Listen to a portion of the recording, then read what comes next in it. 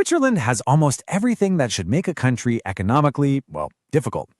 No major oil reserves, no massive agricultural land, no huge population, is completely landlocked and historically surrounded by some pretty aggressive neighbors.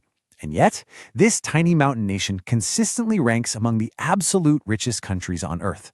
Welcome to This Explainer, where today we are diving deep into the Swiss paradox to uncover the hidden systems behind one of the globe's wealthiest nations. The sheer scale of this paradox is honestly staggering. Geographically speaking, Switzerland drew a really tough hand. They have zero ocean access for cheap trade, punishingly mountainous terrain, and almost no raw materials to speak of. But the economic reality? We're talking about a nation with a GDP per capita that often blows past $90,000. It's home to global banking titans and pharmaceutical giants. So Switzerland's secret isn't what it was naturally given. It is absolutely what they chose to build. Which brings us to the central mystery we're going to solve right now. How exactly did a small mountain nation become a global economic powerhouse?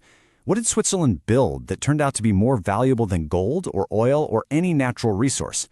To figure that out, we have to look past the beautiful Alps and the tourist brochures and really examine the meticulous systems operating just beneath the surface. To solve this, we'll follow a clear roadmap. First, we'll look at the blueprint of their political governance. Second, we'll break down their economic engines. Third, we'll explore the human catalyst behind their workforce. And finally, we'll do a reality check on the controversies and future challenges this nation faces.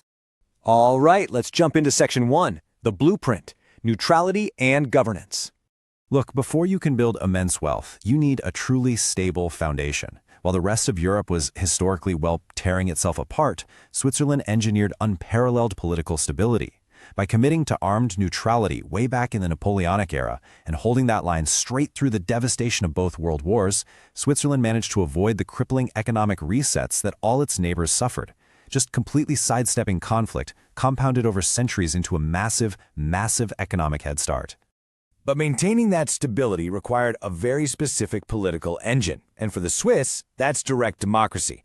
Unlike most republics where you just elect representatives to make the choices for you, the Swiss system actually allows citizens to directly participate in decision-making at both the local and federal levels. People are literally voting on specific issues, laws, and budgets multiple times a year. Now, this creates immense national stability and deep public buy-in. And sure, critics accurately point out that this makes for a very slow political process, but honestly, that slowness is exactly what foreign investors love. It guarantees that the rules of the game just aren't going to change overnight. Moving right along to Section 2, the economic engines, monetizing trust and precision. So that ultra-stable political blueprint we just talked about, that is what allowed highly specialized industries to really flourish. Take the financial sector, for example. Switzerland effectively monetized trust. Because the country was so politically neutral and stable, global elites and mega-corporations felt entirely safe parking trillions in capital there. Today, Swiss banks actually manage roughly 1/4 of all global cross-border wealth. Think about that. That massive influx of money allowed the Swiss to develop just unmatched expertise in wealth management and private banking, turning financial security into a massive pillar of their GDP. But it's not all just bank vaults. Switzerland is also an absolute pharmaceutical powerhouse. We're talking home base for massive global players like Roche and Novartis. And this wasn't by accident. By funneling billions of dollars into research and development every single year and forging incredibly tight links between top-tier universities and private labs, they took raw scientific knowledge and turned it into a high-margin global export. They secure a staggering number of global patents. And this dominance extends perfectly into the physical realm too. Because Switzerland lacked cheap raw materials, they literally couldn't compete in cheap mass production. It just wasn't an option. Instead, they focused entirely on high-value, high-precision engineering. From luxury watches like Rolex and Omega to high-end robotics and incredibly complex medical equipment, they built an expert economy where absolute quality justifies a premium global price. Which leads us to Section 3, the human catalyst, education as a secret weapon. To build the world's best watches, discover breakthrough drugs, and manage global wealth, you need a workforce that is second to none. Since they lacked physical resources to mine, Switzerland had to mine human potential. Unlike traditional systems where students strictly attend academic universities, the Swiss utilize a highly respected vocational apprenticeship model. The vast majority of young people actually split their time between classroom learning and real paid work inside a company. This completely eliminates the gap between what students learn and what the industry actually needs. It's brilliant. And the results of this education system absolutely speak for themselves. Switzerland consistently ranks at the very top globally for innovation, all while maintaining incredibly high employment rates. By investing so heavily in human capital, they've created this perfect, continuous loop of education, industry, and innovation. Finally, let's get into Section 4, the reality check, controversies and future challenges. As brilliant as these systems are, no model is totally flawless, and Swiss wealth definitely carries some significant hidden costs. Domestically, everyday citizens face incredible challenges.